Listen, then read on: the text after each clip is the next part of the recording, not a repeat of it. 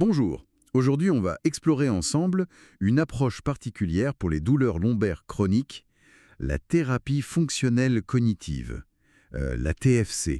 On s'appuie sur un article de Ouest France, puis quelques notes de synthèse. Bonjour, oui. L'idée, c'est de décrypter un peu cette méthode. Exactement.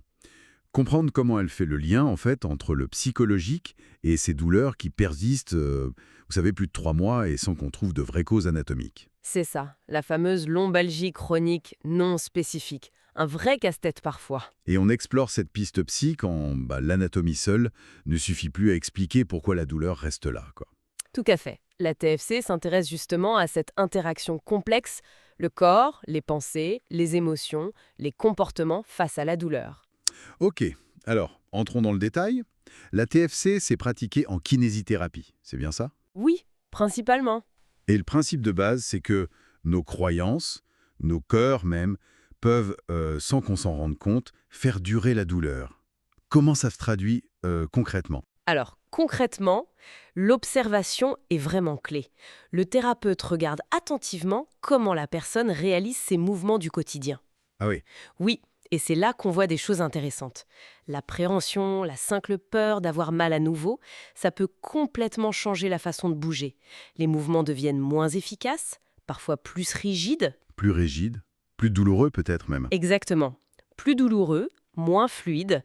On parle souvent de ce cercle vicieux de peur-évitement. Peur, évitement, c'est-à-dire? Bien, la douleur initiale, un lombago par exemple, crée une peur du mouvement. Cette peur mène à éviter certaines activités, on bouge moins, on se déconditionne physiquement, et paradoxalement, ça peut renforcer la douleur sur le long terme. D'accord. Et si en plus il y a de l'anxiété ou un état un peu dépressif, ça peut amplifier tout ça. Donc l'objectif numéro 1, c'est de casser ce cercle. Précisément. Montrer à la personne que ses craintes sont souvent disproportionnées par rapport au risque réel.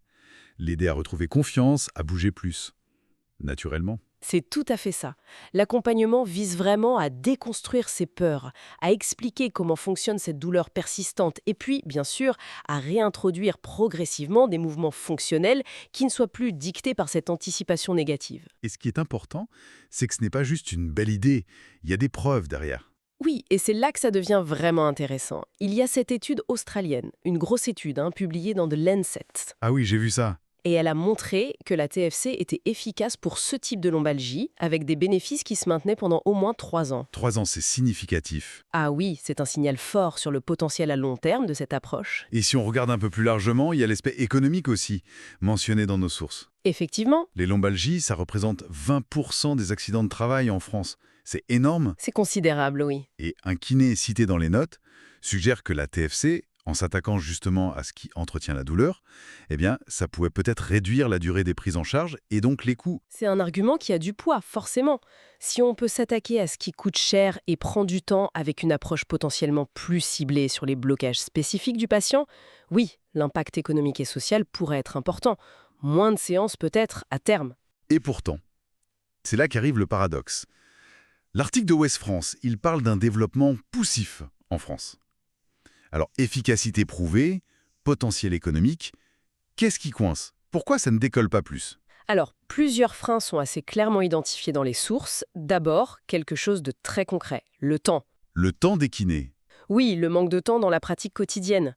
Ce type d'approche demande une écoute, une analyse qui prend du temps, forcément plus qu'une séance standard. Hmm. Ensuite, il y a la durée même des séances. L'étude australienne de référence, elle utilisait des séances de 30 à 45 minutes. Et en France? En France, la recommandation de la Haute Autorité de Santé, la H, pour une prise en charge standard, c'est plutôt 30 minutes. Ça peut paraître un détail, mais cette différence de temps disponible, Ça peut jouer, oui. et la position de la H, justement, elle reconnaît l'importance du psychologique, mais sur la TFC spécifiquement, C'est un point assez subtil. La H reconnaît bien sûr l'importance des facteurs psychosociaux dans la douleur chronique. Elle mentionne même les TCC, les thérapies cognitivo-comportementales. qui sont plus larges, c'est ça. Voilà, des approches psy plus générales pour modifier pensée et comportement. Mais sur la TFC, en tant que méthode spécifique pour cette indication de lombalgie chronique non spécifique, eh bien, il n'y a pas encore de prise de position formelle. D'accord. Donc pas de recommandation officielle directe pour la TFC pour ça. Exactement. Et cette absence d'avis spécifique, ça peut expliquer en partie une certaine frilosité à la déployer plus largement. Et il y a une autre nuance soulevée dans les notes, c'est l'importance de l'engagement de la personne elle-même. Ah oui, fondamental. L'efficacité dépendrait beaucoup de l'assiduité aux séances, mais aussi aux exercices à faire chez soi. Le risque, c'est que dès que ça va un peu mieux, la personne arrête. Et la douleur revient. C'est le risque de relâchement, oui. Vous mettez le doigt sur un défi qui est commun à beaucoup d'approches actives. La pérennisation des effets demande une vraie appropriation par le patient. Donc, si on essaie de résumer, on a la TFC, une thérapie qui semble vraiment prometteuse, qui cible ce lien complexe entre le mental et la douleur dans la lombalgie chronique. Oui, Avec des preuves d'efficacité sur le long terme, un intérêt économique potentiel. mais qui en France aujourd'hui se heurte à des obstacles très pratiques. Le temps d'équini, le format des séances, le manque de reconnaissance officielle spécifique. Même si l'idée que le psychologique joue un rôle important, elle, fait son chemin. Oui, l'importance de cette dimension est de plus en plus admise, heureusement. Mais ça soulève une question de fond sur notre système, finalement. Alors qu'est-ce qu'on retient de tout ça? La TFC apparaît comme un outil potentiellement très puissant pour ces lombalgies chroniques, où les croyances, les peurs jouent un rôle clé. Tout à fait. Les bénéfices semblent clairs, mais les freins à son intégration sont bien réels, structurels même. Et ça nous amène peut-être à une réflexion un peu plus large pour conclure.